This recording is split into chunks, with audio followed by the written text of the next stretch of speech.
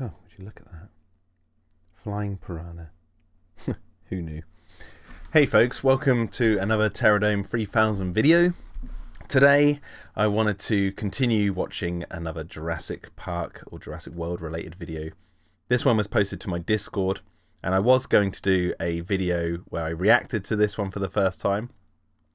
I recorded it, and then I had some things to say in it, and then I was like, actually, you know what, this has kind of opened up a area of Jurassic that I've not really thought about too much.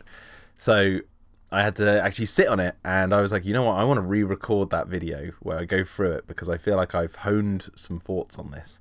So hopefully it won't be too long. It's a half-an-hour long video, but hey, let's just dive right in.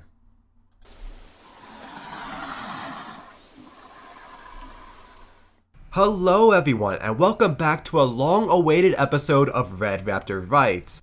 Just want to say quickly that I've only ever watched this video once from Red Raptor Writes, so I haven't watched any of this guy's other videos.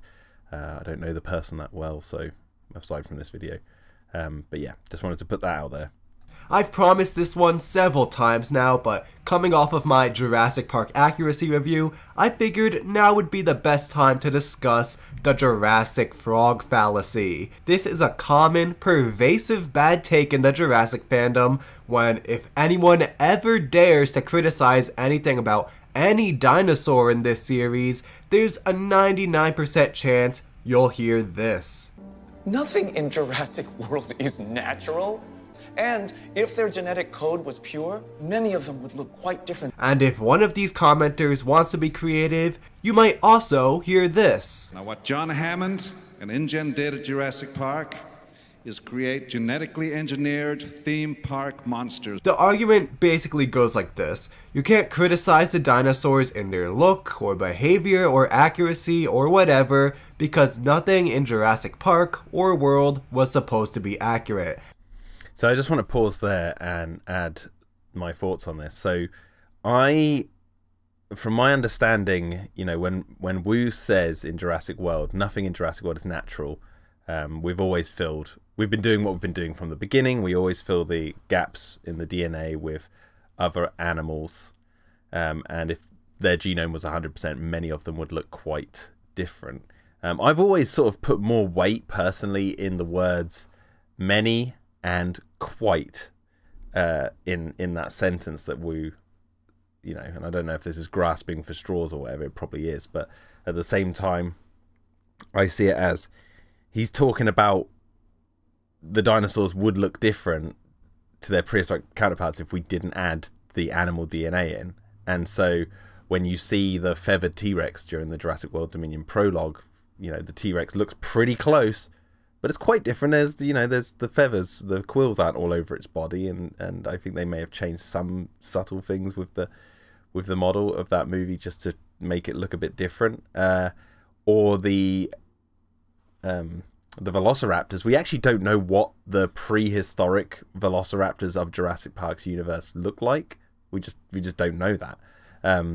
So to say that they are inaccurate is kind of proven by the fact that we've seen different versions of these raptors across all the movies. So except for number 1 and number 2, the females look pretty identical. Then they introduced the males, and in Jurassic Park 3 the raptors look completely different. They got quills, they've got different pupils, all that sort of stuff.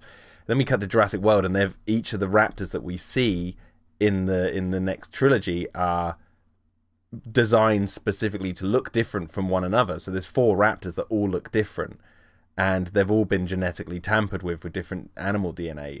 The Blue has like monitor lizard DNA in her when the other ones don't, so that's why she has a different look to the others. And so that we don't know what an actual velociraptor is supposed to look like in the Jurassic canon.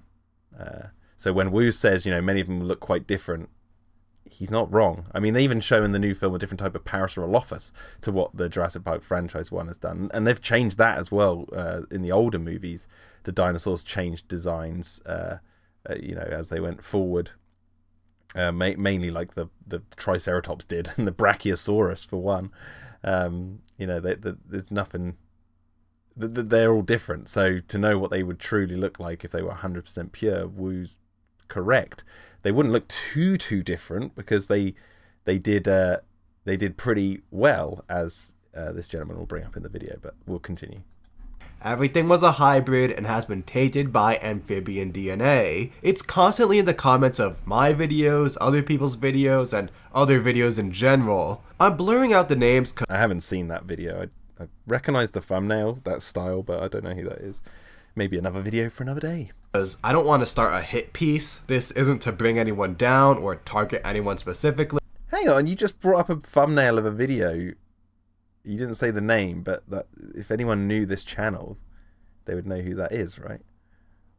I bet I could find that. If I just write in Jurassic World blind into YouTube, I bet I could find that. So. General. I'm blurring out the names because I don't want to start a hit piece. This isn't to bring anyone down or target anyone specifically. The bad take is just too prevalent to ignore. In this video, I'll debunk it point by point and hopefully prevent this lazy excuse from being brought up some more. I say that the dinosaurs in JP were accurate in universe. Paleontology in the movies and in real life are different. It's an inaccurate, fantasized version of actual science. That's not a strike against the movies, they're just movies, never trying to be straight up educational television. But that's not enough for these particular fans. Every inaccuracy has to be excused by what I'm calling the frog fallacy.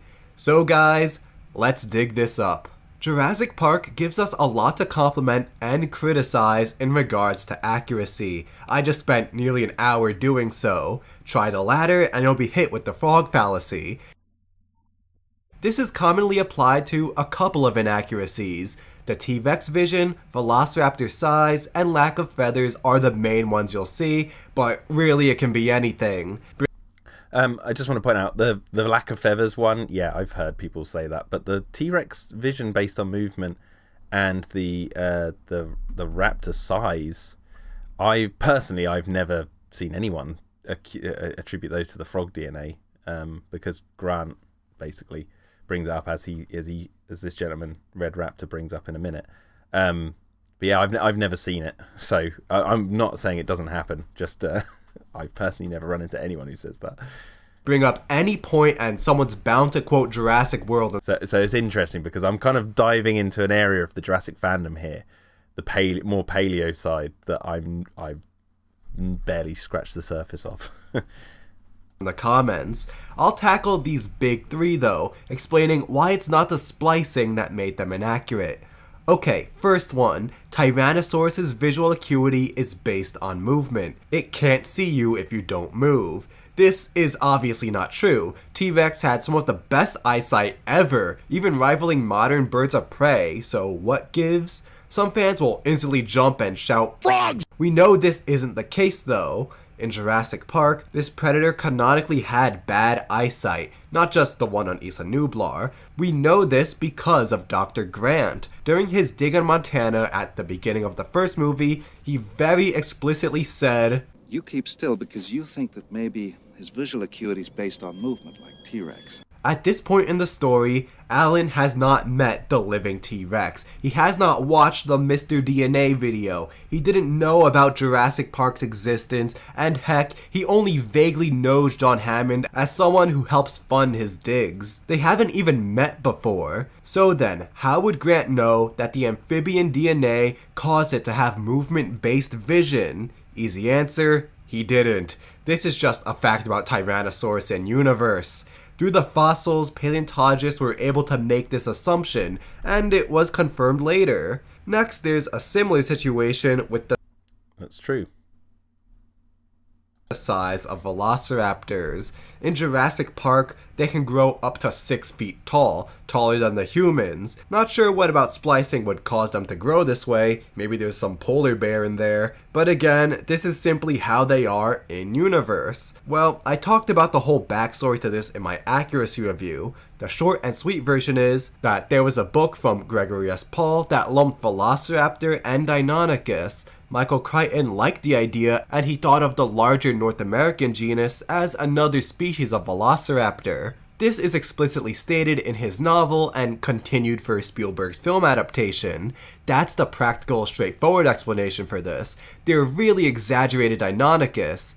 In film canon, this lumping stuck, so they're all still called Velociraptor.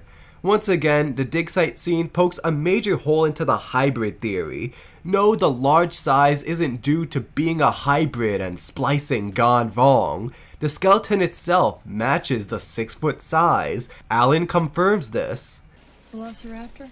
Yeah, it's good shape, too. It's 5-6 feet high, I'm guessing 9 feet long. Again, now, but oh, I accidentally rewound it. Where am I? Yeah, that's true. Yeah, Alan Grant dig up a raptor, and it's the size of the raptors that are cloned. Itself matches the 6-foot size. Alan confirms this. Velociraptor? Yeah, it's good shape, too. It's 5-6 feet high, I'm guessing 9 feet long. Again, did he know about Jurassic Park? No. Just for good measure, this happens again in Jurassic Park 3, where another large velociraptor is excavated in Montana, so this isn't some weird anomaly, so that's another one scratched off the list. Then we have feathers, probably the most contentious topic in the past 30 years of paleontology. The Jurassic franchise has been notorious for not including feathers in its depictions despite what the science says. That was until Jurassic World Dominion, but we'll get to that later in an easy slam dunk. Oh, and who can forget those little JP3 quills? Nailed it.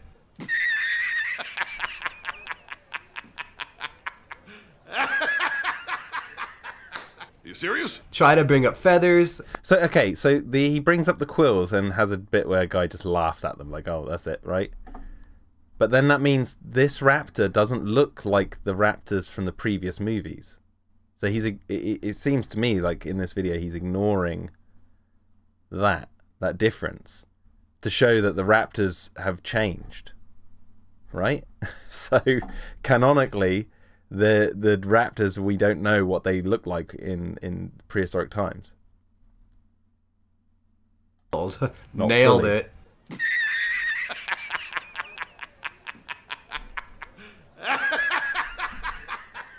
You serious? Try to bring up feathers, and of course, Dr. Wu comes up.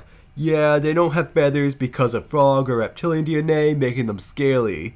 No, this isn't the case either. Both the Jurassic Park novel and movie came out before feathers were confirmed in non-avian dinosaurs. Sure, some paleo artists Wait, is a velociraptor a non-avian dinosaur?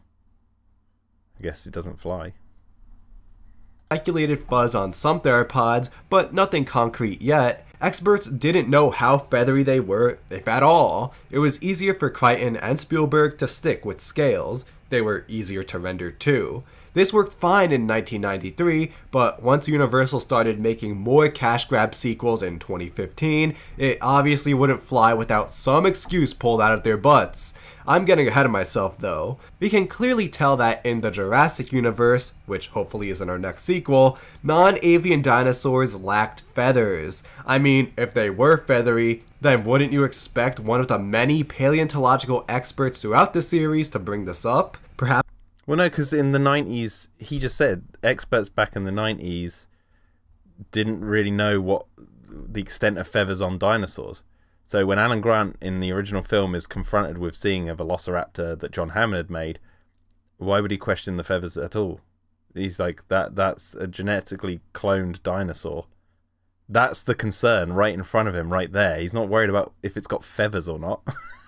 He's worried about the fact that it's just alive to begin with. Perhaps while getting gnawed on by a velociraptor isn't a good time, but there have been plenty of other opportunities. At the dig site in the beginning of JP, Alan gave a monologue on how similar dinosaurs were to birds. That would have been a great time to bring up feathers, if non-avians had them. Same goes with Gallimimus. Grant remarks how bird-like. But he, as you said, in the early 90s, they didn't know, even experts, if they had feathers or not. Like, it was a rough idea out there that not everyone was buying into. So how do you know Alan Grant bought into that theory? Maybe he just accepts what he sees. They moved, but wait, where are the feathers? In JP3, Alan and Billy had a chat about different Spinosaurs. How come they never mentioned the lack of fuzz on the many raptors they encountered?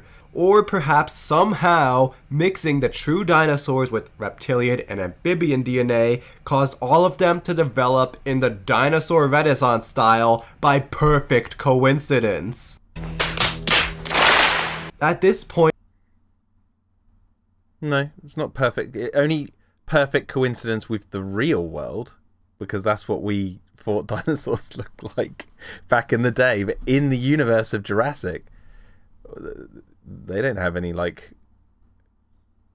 No, I guess they do, because they have, like, toys and stuff of, like, Renaissance-looking dinosaurs. That's quite funny. Yeah, that is quite funny. In 2001, the evidence had already started to pile up, hence why quills were added like some cheap compromise. Henry Clay would have done much better. Jumping forward to 2015, fully feathered dinosaurs had already been widely accepted.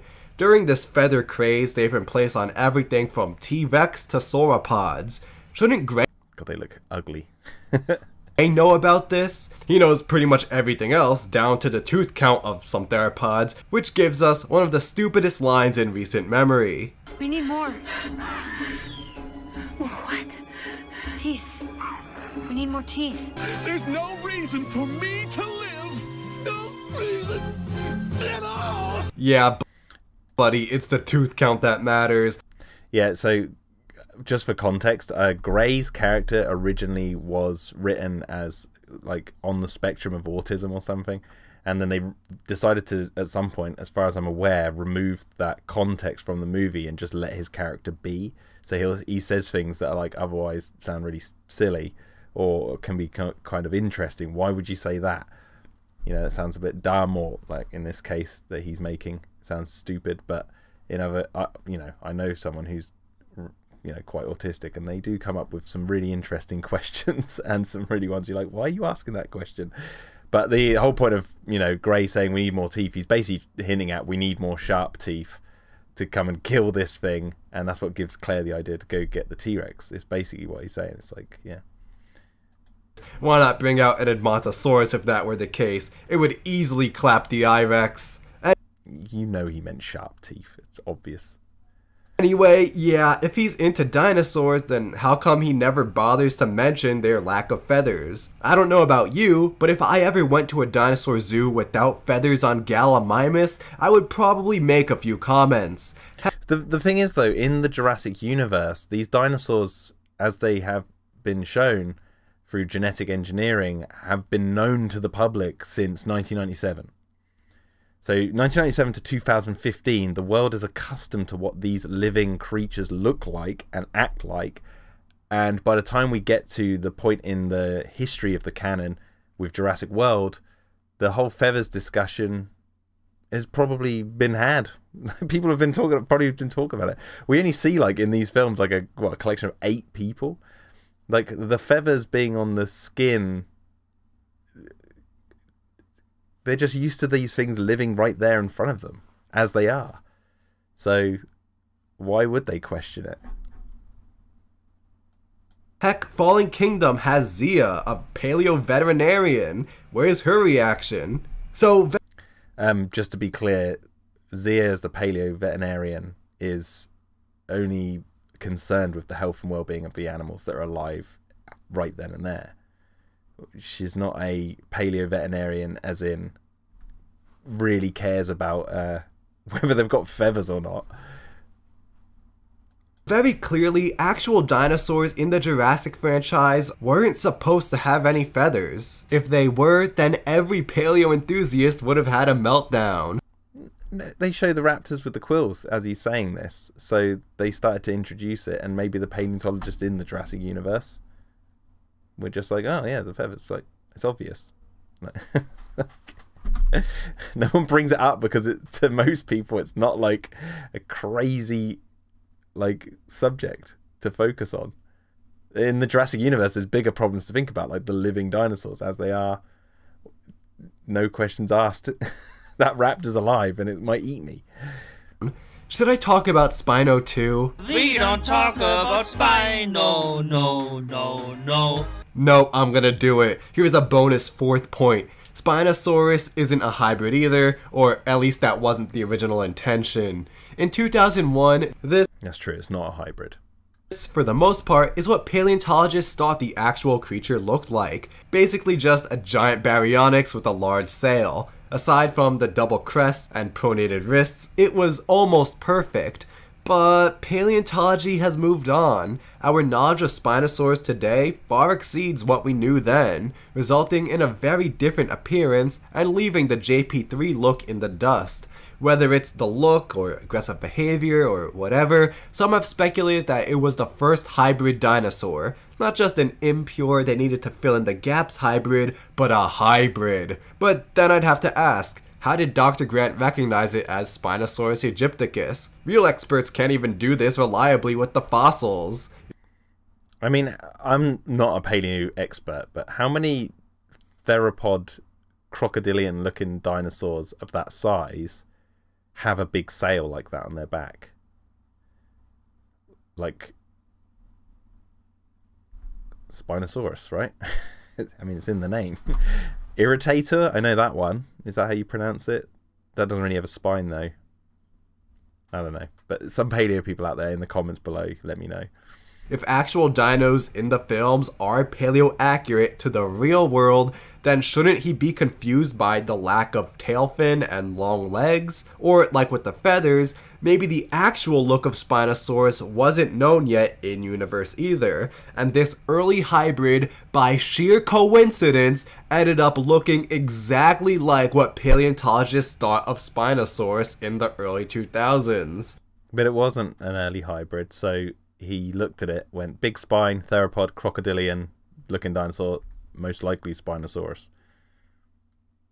Either way, it makes zero sense. I can also bring up Camp Cretaceous and how that completely discredits this hybrid idea, but you can go check out my Season 4 review for that. Again, I'm much more interested in what the creators were thinking at the time than completely unplanned sequels and shows from decades later. It's interesting he says he's more interested in what the filmmakers' intentions were. So just to go back to the raptors for a second, in Jurassic Park 3, the original intention, as far as I'm aware, was that the raptors that we see in Jurassic Park 3 are the same raptors that we saw from the Lost World and Jurassic Park.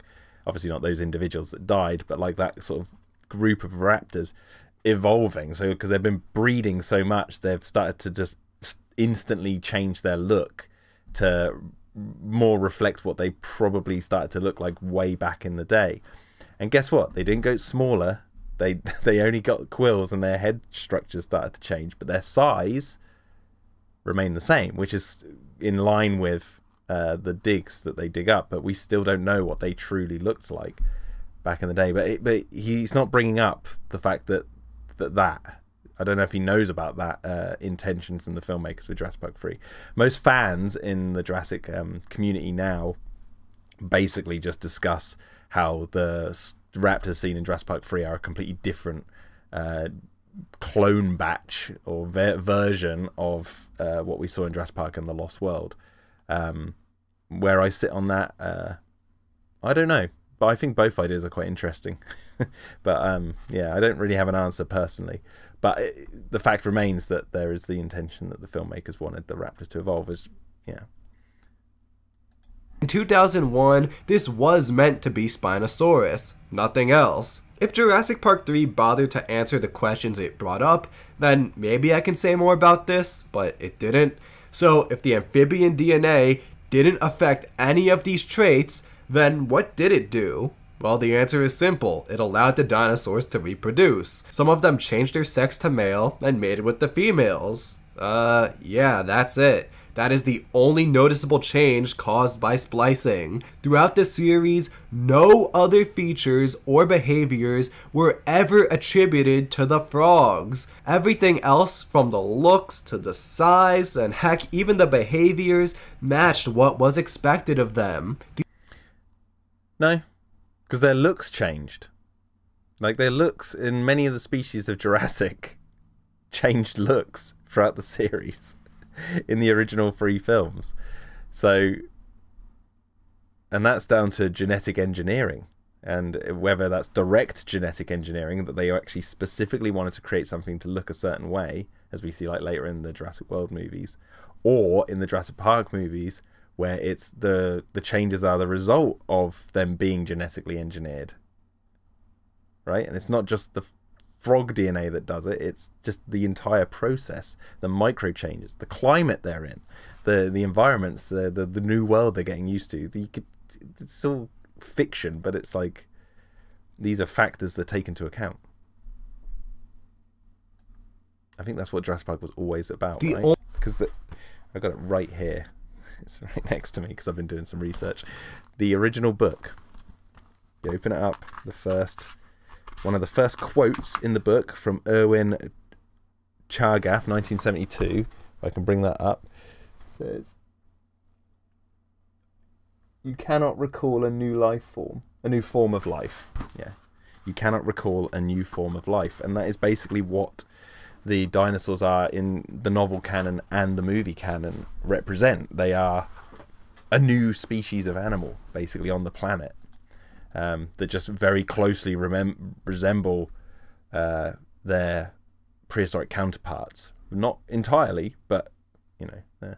So, and the changes that this guy seems to be fixated on, Grant's face in this picture, is cosmetics. Right? It's cosmetics. It's not nothing to do with the behavior of these things and that. It's like skin and feathers.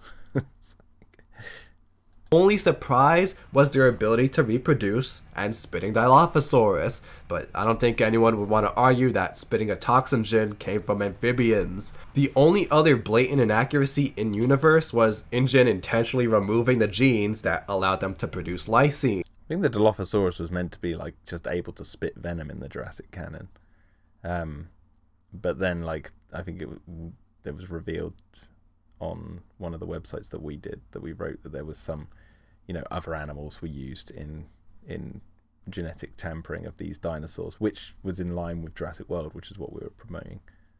So I just thought I'd throw that out there. There is extended media about this with the Dilophosaurus specifically. Everything else was meant to be real. When releasing a Jurassic... But even though Universal signed off on what we wrote in that regard to the Dilophosaurus, I don't know if this guy knows about that, so I'm not blaming him for not bringing it up. Park video of any kind, there's always that crowd who comments, but in the novels, somehow Crichton's books, Jurassic... Hey, that's me, I just did that. Park and The Lost World support the frog fallacy, but I have no idea how. If anything, they further confirm my point that the dinosaurs are made to be as accurate as possible. Yeah, they couldn't be perfect replicas, but Dr. Wu got pretty darn close. Some DNA he brought in from different animals to create an overall accurate picture. In his opinion, they were too accurate. On page 141, he called them, and I quote, real dinosaurs. The dinosaurs they created were too fast in his opinion, to the point where he thought they were too fast, too feathery. No, I can't remember if there's any feathers in the original book, or even if anyone brings feathers up. Public wouldn't find them believable. Wu actually argued to make them less accurate, to slow them down in a sad attempt to pander to the visitors, but Hammond refused. This never happened. Hammond wanted to show everyone the real deal, and he had it. This is probably one of the few times in the novel when he doesn't go into greedy dirtbag mode, showing some integrity. Reimagining his character to make him more sympathetic was one of Spielberg's best improvements. I wanted to show them something that wasn't an illusion. Something that was real. Something that they could see and touch. A name not devoid of merit. So he's talking about he wanted to show them something real that wasn't an illusion. And then he's talking about like reminiscing on the flea circus, how there was actually no fleas there, but even though he convinced people they saw the fleas, but he wanted to show them something that was actually living in front of them that they could see and touch and wasn't a joke, basically. I don't know if he's necessarily talking about how accurate the dinosaurs are to their previous prehistoric counterparts. He just wanted to show them something that was alive. That's the way I interpreted it. It wasn't necessarily about how paleo accurate these dinosaurs are. Obviously, that would come into into play in terms of like what is convincing as a dinosaur. But clearly Hammond got to the point with Jurassic Park in his life where he was like, yeah, look at these things. That doesn't necessarily mean that he thought that they were completely paleo accurate. That's a kind of up in the air question. We just don't know the answer to that. So to claim you know the answer to that, that's where I think there's a bit of a mistake there. Plus, I think Ellie retorts Hammond here when he says, like, when we have control of it. And she's like, we never had control. It was all an illusion. You know, she's saying like that it's still the flea circus. That's the whole point. And I guess one might lump paleo accuracy into that same wheelhouse. Whether it was in the pages or on the big screen, he wanted something that was real, not just cheap parlor tricks. And yeah, he got as close as possible, aside from the gender swapping, lysine contingency, and a few extra copyrighted sequences. Just 2 pages before this, the experts visited the Velociraptor pen where they were charged by the cunning predators.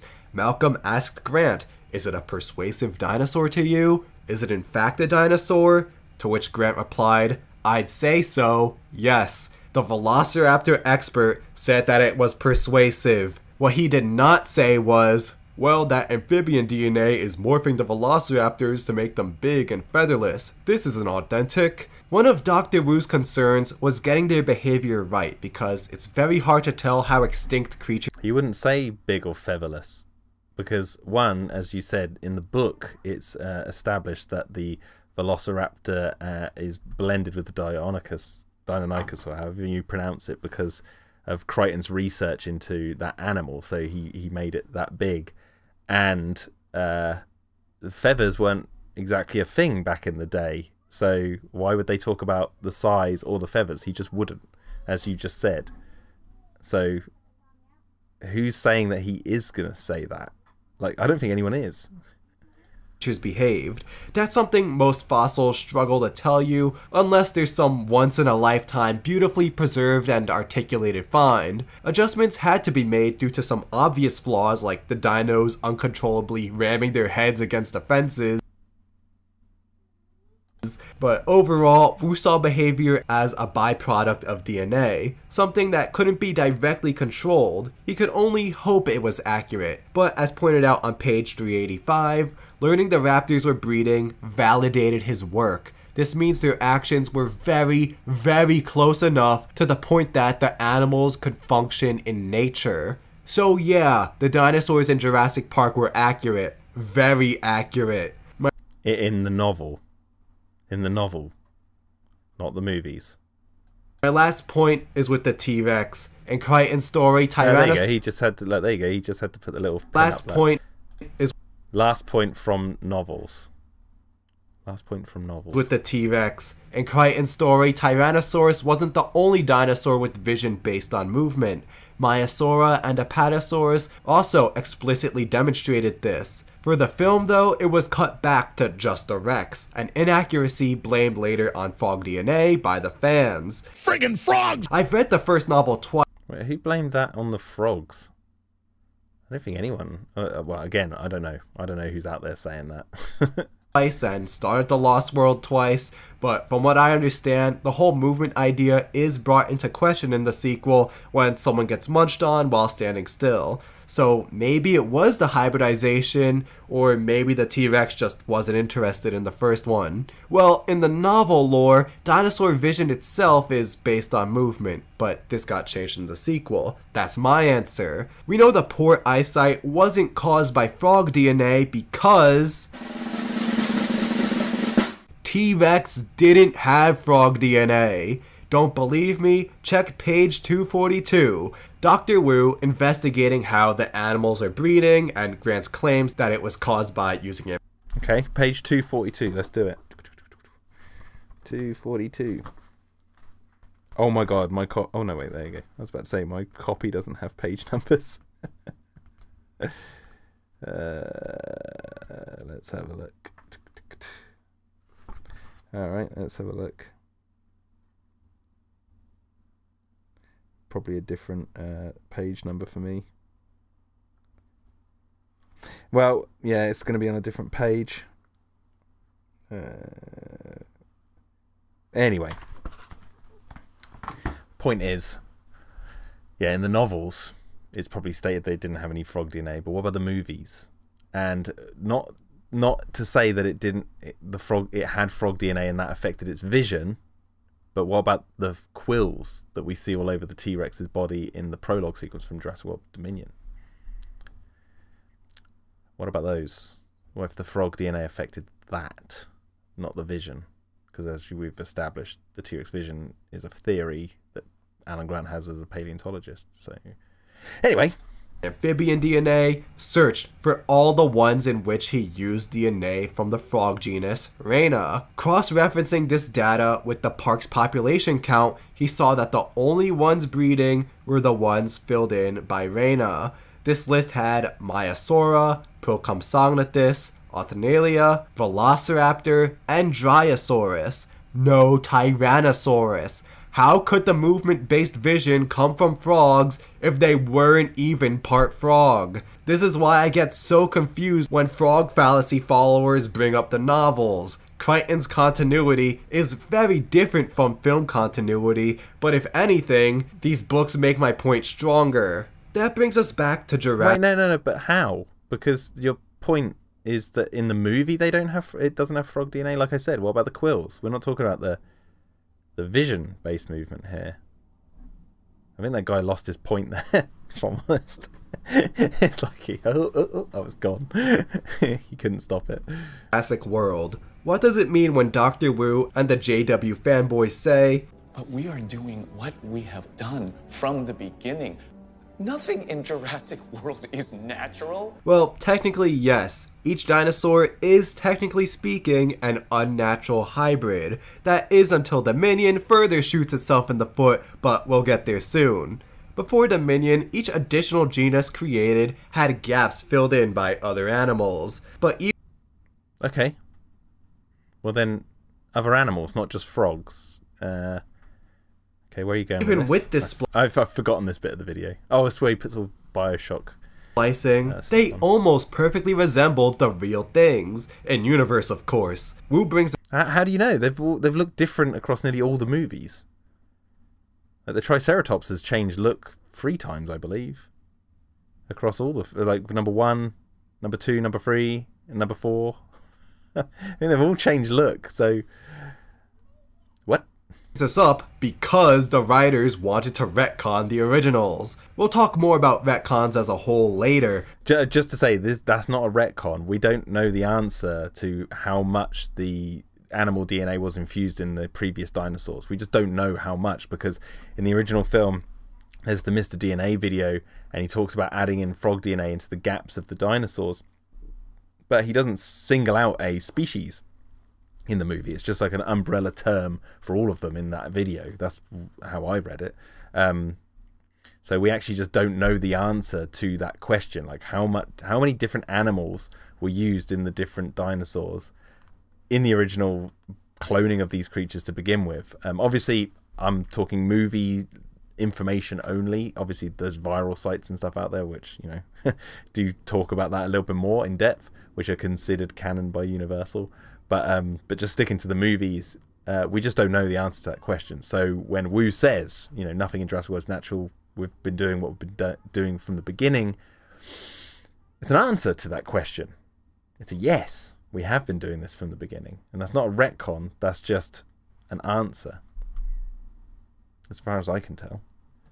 But Jurassic World had a problem. As I previously mentioned, the look of dinosaurs has changed drastically since the 90s. Heck, the creators wanted to make them even less accurate. That's the exact opposite of what some fans are hoping for. He is glossing over the fact that the dinosaurs have changed look between movies. Now, I can't prove motive, never try that in court, but it seems to me... He just says they look different from dinosaurs from the 90s, so to him, all the dinosaurs across all the Jurassic franchise pretty much look the same from film 1 to film 6. Like this line was included as a cheap backdoor to excuse all the inaccurate designs. Why are the raptors bulky and scaly? Why do the stegotail... No. Pause on that. Not just why the raptor's bulky and scaly. Why are the raptors here? Why do they all look different? Like, why? They all look different. Blue's got a big blue stripe down her. Charlie's green and stripy. Delta's sort of a bluey green with more bird-like behavior to her in the movie if you watch it. Like, Echo's like stripy and yellow. Like, there's those differences too that we're just ignoring. Why are the raptors bulky and scaly? That's what Wu's talking about. He's not talking about if they're bulky and scaly when he says nothing in Jurassic World is natural. As you debunked yourself by saying that they are that big in the canon of Jurassic, which is true, and also that feathers weren't necessarily a thing back in the day, and clearly these raptors that Owen is training and researching look very similar to the old Jurassic Park dinosaurs. But there are differences between each of these ones. So that's what Wu's talking about. Why do the devil's in the details. Tails droop now? Why do the wrists face downward still? And so on and so on. Splicing? It's a deliberate perversion of Crichton's and screenwriter Kep's original intentions. Nothing in Jurassic Park was natural, but near perfect reconstructions. Here in Jurassic World, Wu makes it sound like they just slapped some genes together and went, close enough. Stop it. Get some help. No. Isn't that the point? That is what they basically did. That's what Malcolm warns that they're doing in the very first film. Isn't that the point? You know? There's the hubris of Wu to think that, yeah, it is just like, oh, I can design whatever I want. I am God. He's the Frankenstein character. It's an archetype. Welcome to stories. Wu, this is not what you've been doing from the start. You can't compare this. How do you know that?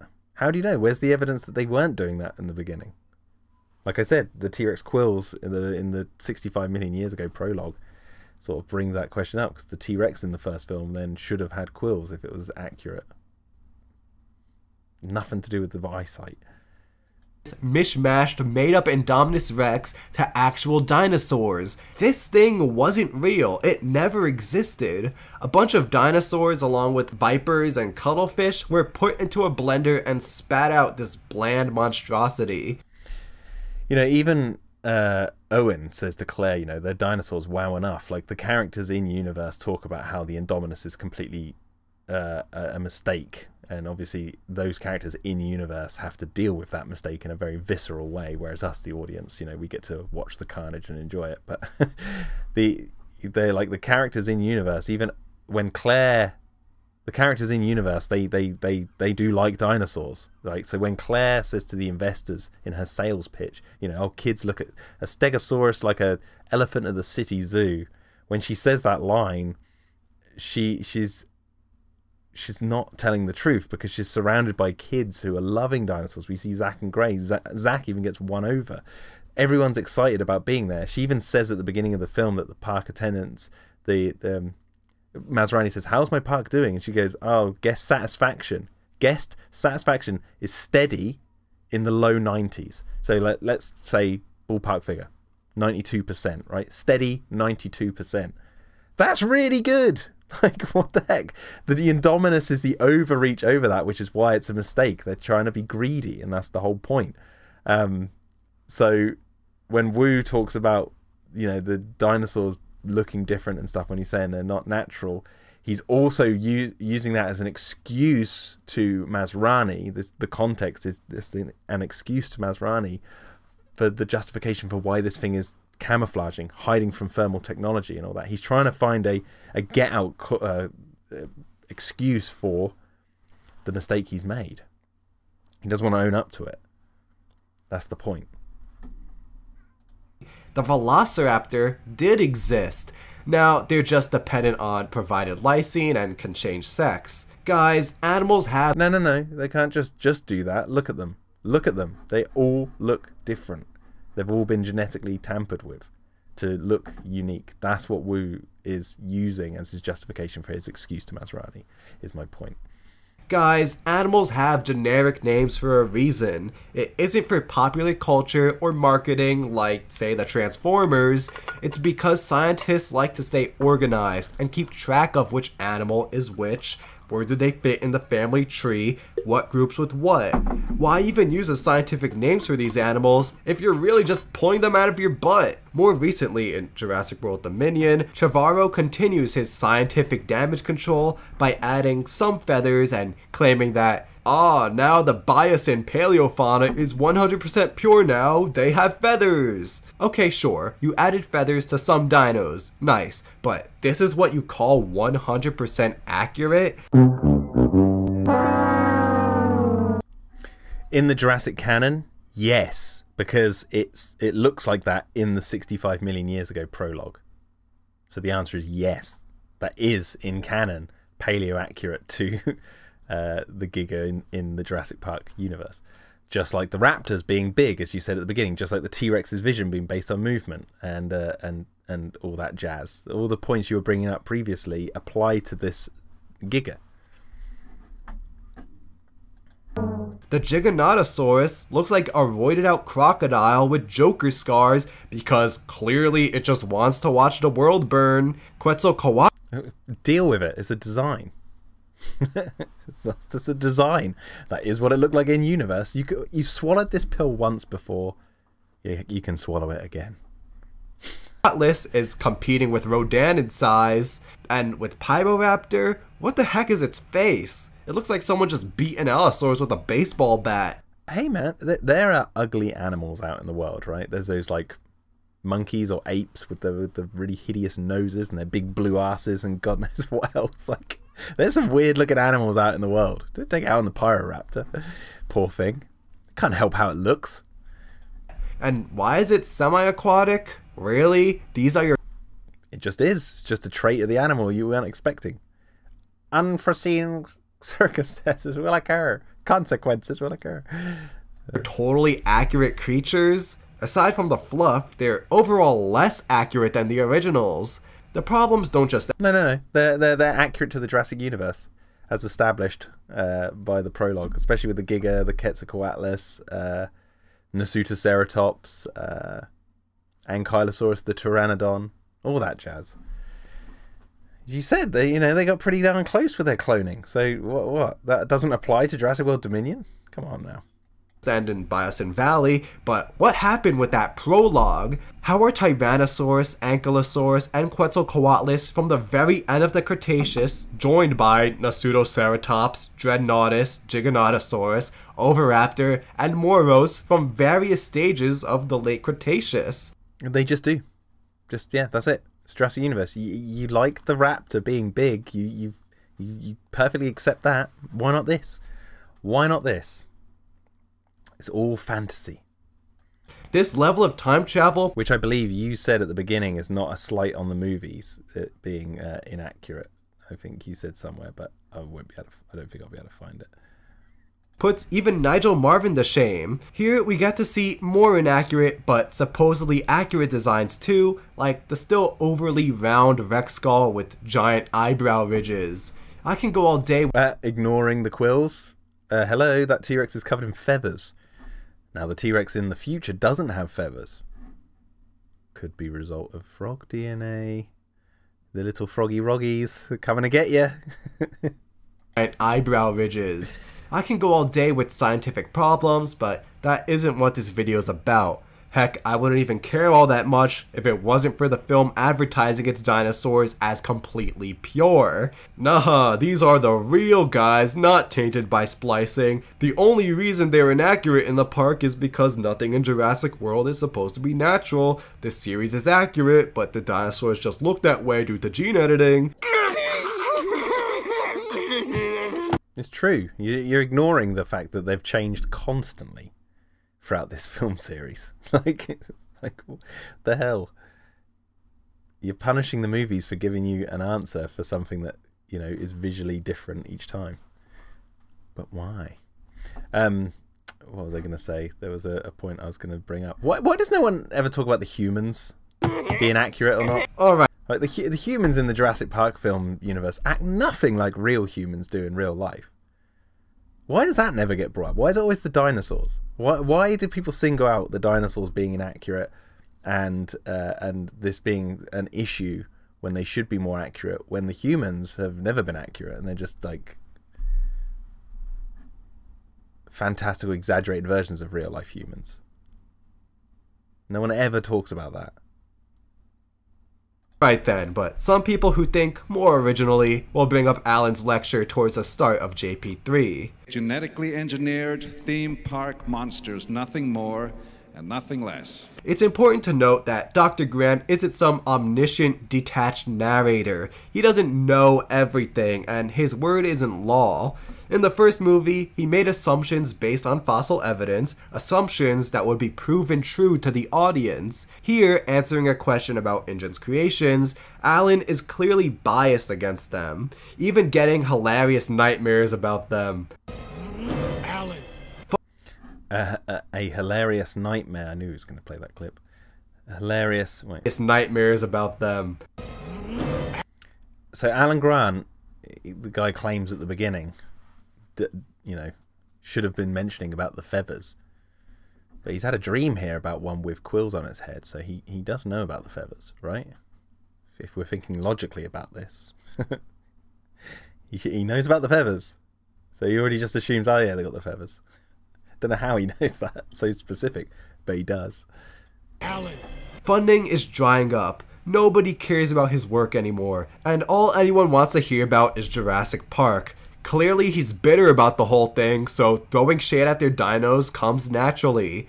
Later, when Grant's on Sorna, he made observations about them as if they were actual animals, so there is a bit of an arc there too. Him calling them theme park monsters in the beginning isn't meant to be taken as pure fact.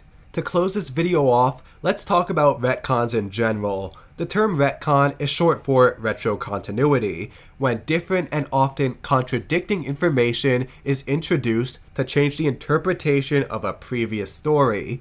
I'm not about to paint in broad strokes. Oh yeah, I remember this from when I watched it the first time. So I like The Lost World, but it does change Hammond seeing each dinosaur born on Nublar. So there's Hammond where he's like, I insist on being there when they're born. And then he's like, I've been present for the birth of every little creature on this island, or something like that, right? We have to take into account that Hammond was saying that, and in a sort of a pitch to Alan Grant, Nellie Sattler, and Malcolm, that he cares about his park, that he is there, he's present for every birth. Oh, it's so lovely. He's got everything under control. It's all great. You should look. These dinosaurs are cared for. They imprint on me when they're born. Me specifically. Blah blah blah. It's like an ego trip. So, I don't think I've ever believed that he was there for every single birth. If you think about it practically, actually can't happen. They'll be birthing. He's got to be in an office or off island at some point when dinosaurs were being born, right? He can't be everywhere at once. Not even on Nublar. Like, he's sitting in his office, in his bungalow, let's say, take up from the novels. He's in Hammond's bungalow, and they're like, and he's like doing something really important. They're like, oh, a dinosaur's being born. He's like, okay, comes down. And then as he's about to leave the room, they're like, oh God, another one's being born. He goes back. Oh God. It's like, wouldn't happen. He might be there for some, but not all. I think you're putting too much weight into that bit of it, and ignoring the fact that the context of the scene that he says it in. And claim that they're always bad, but this is very often the case. The problem with retcons is that, well, when storytelling, you want the audience to invest in your world, your story, and your characters. Any writer worth a New York Times bestseller knows this. Oh wait, everybody gets those. By engaging with the material and understanding the complexities, audiences should feel rewarded. Jurassic Park itself... Why did he just have a shot of Lord of the Rings? I didn't pick that up last time. What? He just had a random shot of Lord of the Rings. What was he saying over that? Knows this. Oh wait, everybody gets those. By engaging with the material and understanding the complexities, audiences should feel rewarded. Jurassic Park itself is a great example of setups and payoffs. You feel giddy when you follow each seemingly minor detail only for it to lead to something bigger in the future. Retroactively changing the continuity though not only robs audiences of their reward, but actively discourages them from engaging in the material further. Like, if the lore can just be changed on a whim, then why bother caring? Why follow the breadcrumbs? If you somehow cared about Maisie and her backstory in Fallen Kingdom, then you were punished in Dominion when that story was completely rewritten. It went from Benjamin Lockwood, whose inclusion was already a retcon, cloning his daughter, to his daughter cloning herself to cure some disease she had because she was the most brilliant scientist to walk the planet, though for some reason no one ever bothered to mention her. I mean, she was hidden from public for a long time because of the reasons you find out. But anyway, the Maisie plotline, I mean, it is a retcon in terms of the framing around why Benjamin was acting the way he does in Fallen Kingdom. That's sure, that's a retcon. But Dominion doesn't contradict the previous chapter. The previous chapter is leading you down one idea, you know, Benjamin Lockwood grieving his daughter and he cloned her and that was a mistake, and that, but then when you find out it was a lie in Dominion, it's whether you like what they did with the lie to convince you that what you see in Fallen Kingdom is worth watching to understand the lie better. There's something there where it's like a puzzle you have to try and work out, and I can completely sympathize with that annoying some people. For me, I don't mind it. I live for this sort of stuff. So when it comes to Jurassic, but yeah, so the Jurassic movies, should I say specifically? So I don't mind that it was a lie because it made Benjamin a more sympathetic character to me. So had he like actually cloned his daughter, he would have been more of a villainous character in a way. But when you find out in Dominion what it was actually truly about, I actually prefer the message in Dominion. I think it's a more wholesome message about having kids. Yeah, that'll teach you not to care about these characters. The most egregious example in recent memory is the infamous... Somehow Palpatine returned. Yeah, so everyone who invested in Anakin's character arc and Luke's journey to becoming a true Jedi just got the biggest... That's so shit. Somehow Palpatine returned. middle finger. All their sacrifices were for nothing, and Palpatine is inexplicably back. But that's just another example.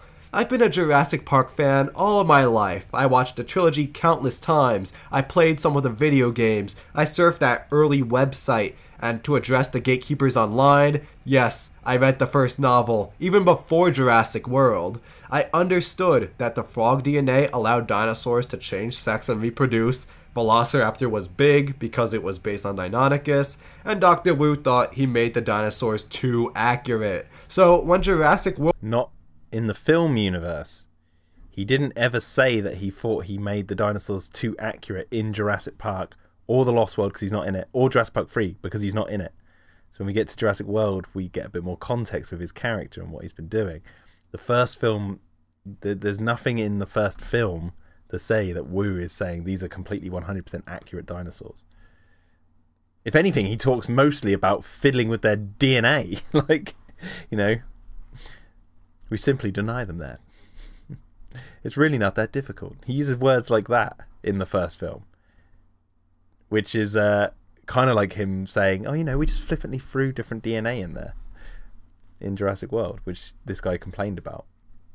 World rolled around in 2015 and threw this crap at the screen. I was being punished for following along. The continuity I followed no longer mattered because one day Colin Trevorrow chose to make up for horrible designs. Retcons also have the bad effect of confusing audiences. I think he's completely straw manning Colin's position there. Colin was talking about just the cosmetic look of the dinosaurs. Like I said, those raptors are all different looking. It's not just about their size. So, and Wu's was making an excuse to Masrani to try and convince him not to shut him down for the Indominus, basically. As you may have noticed, I have a different interpretation of the series than some of you watching. A lot of that may be due to the fact that I vividly remember a world before Jurassic World. Good times, good times. I was 16 when that mess came out, so I spent... Okay, so he was 16 when Jurassic World came out. And he says he vividly remembers a time before Jurassic World and has a little meme of Squidward going, good times, good times. But so 16 when Jurassic World came out, so when Jurassic Park 3 came out, he was like 1 or 2. Like, he's really, really young. So he wouldn't really remember that. So he grew up with the first 3 movies just, there they are. That's all you get. So he's watched those and he's accepted those, you know, with open arms. Why would he? Why would he question anything? Whereas for me personally, I'm just going to compare our two journeys, going off the context that he's given in this video. My journey was like, I watched the first film when I was 4, waited 4 years for The Lost World, then waited 4 years again for Jurassic Park 3, and then 14 years up till Jurassic World. He has no, I don't know, doesn't have an understanding. Not necessarily this is a bad thing, you can't help it obviously when you're born, like I can with other things that predate me, but the wait for fans from The Lost World to Jurassic Park 3, many fans were waiting after The Lost World, and you know what that movie's like. It's a great movie, it's very fun for a kid to watch, and then you wait 4 years, which for a child is a very long time, and you get to Jurassic Park 3 and you're like, this is what we have followed up with. It's not as good as, like, not just The Lost World, but like it's half an hour shorter. You can tell that there's been production problems with this. It's not a very deep movie in any sense. It's more just like people running from dinosaurs on the island. It's like there's a bit of substance missing, and then to have a big gap of 14 years of nothing was like grueling for fans of Jurassic. It was like, oh god, we just want like. When in 2008 rolled around and Michael Crichton and Stan Winston both died, and Kathleen Kennedy put an interview out saying, oh, I think we're just going to leave Jurassic Park where it is. We're not going to touch it anymore for the time being. Well, I don't even think she said that. It was like more of like a finalized, like they haven't really been talking about it. Might be dead kind of thing. I remember reading that going, oh no. So Jurassic Park 3 is where we're leaving this off. And it's kind of like, you know, I do like Jurassic Park 3 for many different reasons, but to have that as like the final chapter in this series of movies was a bit like, oh god. So not necessarily good times. Then Jurassic World came along, and for me personally, I think it was better than Jurassic Park 3 by a long shot, and definitely revitalized the franchise in a very interesting and sort of out of left field way. So spent my formative years with the original trilogy. I put more stock into what they said than the newer ones. Just not the stock of dinosaurs changing designs between movies in those films. Those ones you're not bringing any of that up, except for like you laughed at the quills on the raptor. But where was the talk about how the Brachiosaurus changed, the Parasaurolophus changed, the T-Rexes changed? None of that. For some younger viewers, well, they're more accustomed to the world films than I am and are willing to accept their version of events. So something in Jurassic... Hey young Jurassic World fans, I'm with you. This old park fan.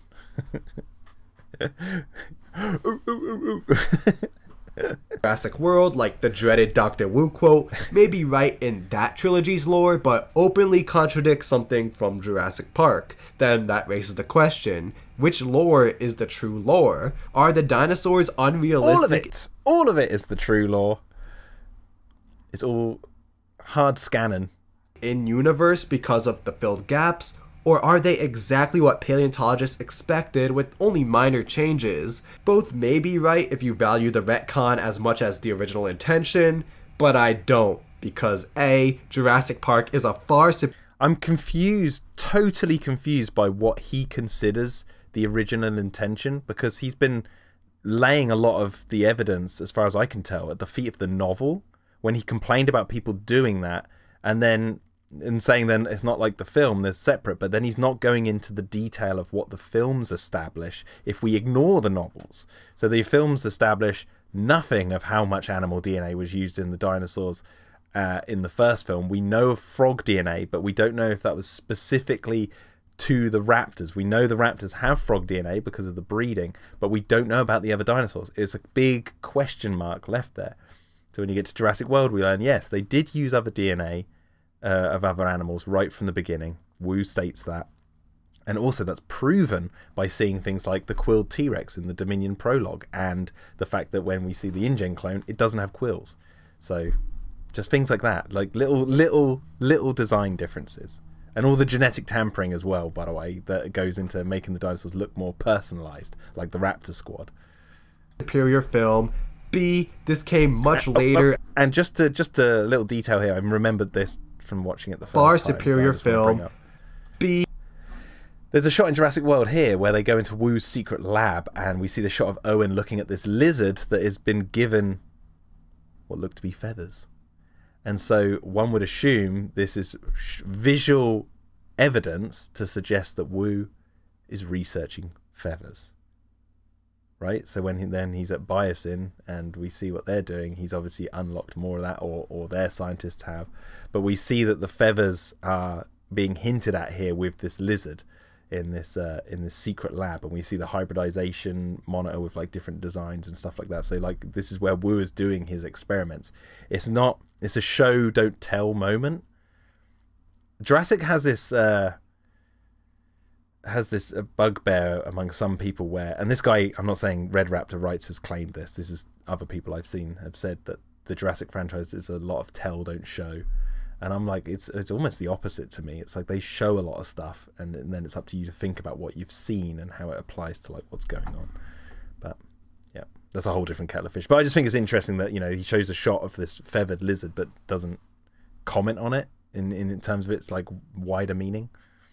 This came much later after the canon was already firmly established. And C, I can see through this scene for what it is, a lame excuse for not being accurate. In my opinion, if you're continuing a it's much more than that, as I've established, hopefully. Beloved series, you should adhere to what's already been established, rather than crossing out and adding whatever you'd like. They did. They didn't. So they added, but they didn't cross anything out. If the raptors were tiny with feathers in Jurassic World, I think people would be like, well, what the hell's going on? The skeletons are really big. Respect the continuity and respect the fans who've invested in it. Okay, I did not expect this video to go on for that long, but it all needed to be said. So now, rather than having to reply to 1,000 comments that push the frog fallacy, I can just send them this. I'm sorry if you want to reply to this. If you've got this far, Red Raptor Rights, I'd be more than happy to hear your thoughts on this video. But, you know, I was here for you. I was here. I followed you the whole way. No harm, no foul. YouTubers out there, feel free to quote my work just to save yourself the effort. I'm tired of commenters attempting to invalidate any and all criticisms just because of a dumb retcon that doesn't even follow itself all the way through. Remember, if you enjoyed this video... Well, there we go. I hope you guys have enjoyed this video. Where's a good shot I can leave it on? There you go. Look, old Hammond. Oh no, there you go. The dinosaurs. Looking lovely. Yeah, I hope you guys have enjoyed this video, and I hope it made a lot of sense. I'm going to stop recording now because I've been... How long has this been going on for? An hour? Oh my god. It was too much fun. Anyway, I'll make more videos like this hopefully in the near future, and yeah, I'll see you on Discord if you're there, and yeah, have a good day.